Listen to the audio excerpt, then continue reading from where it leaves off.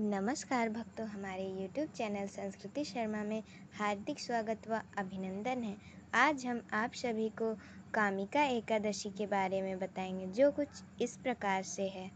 इस साल कामिका एकादशी का व्रत 31 जुलाई को रखा जा रहा है।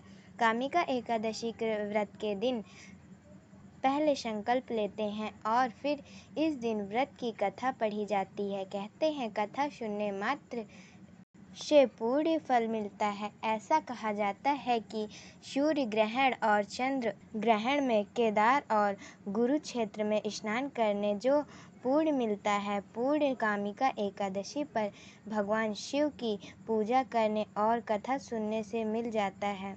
एक समय की बात है, एक गांव में एक क्षत्रिय रहता था। वह अपने आप पर बहुत गर्व करता था, खासकर अपनी शक्ति और बल पर उसे अभिमान था।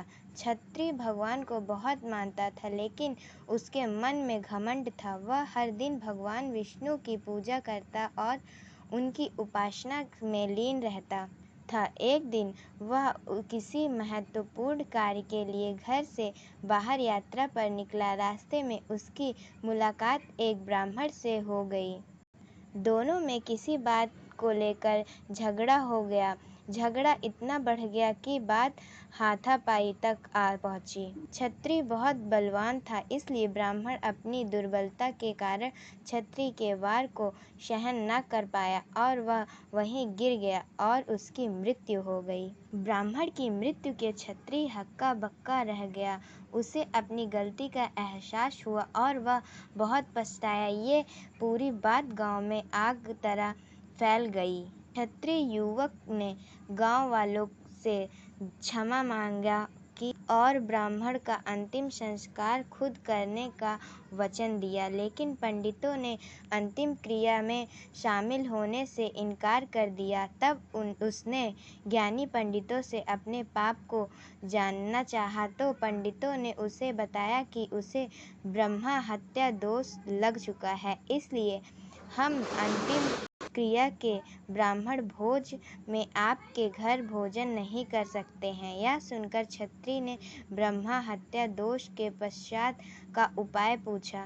तब पंडितों ने कहा कि जब तक वह सावन मास के कृष्ण पक्ष की एकादशी तिथि को विधि पूर्वक भगवान विष्णु की पूजा नहीं करता और ब्राह्मणों को भोजन नहीं कराता है, दान दक्षिणी और नहीं देता है, तब वह ब्रह्मा हत्या दोष से मुक्त नहीं हो सकता।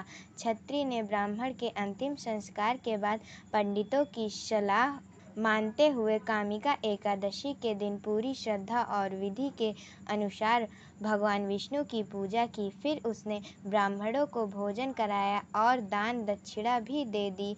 इस तरह भगवान विष्णु की कृपा से वह दक्षिण क्षत्रिय ब्रह्मा हत्या दोष से मुक्त हो गया।